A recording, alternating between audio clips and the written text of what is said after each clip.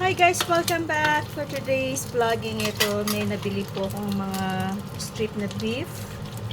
Yan, i-grilled natin para siyang beef steak. Pero nahiwa lang siya ng pahaba. Nilagyan ko yan ng butter.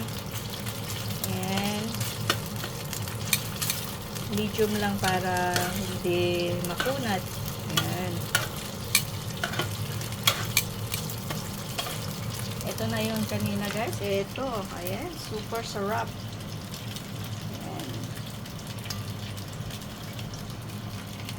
Para hindi na problema sa paghiwa.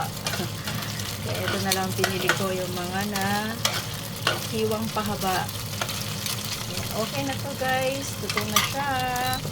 At pwede nang kumain. Ayan. It's done.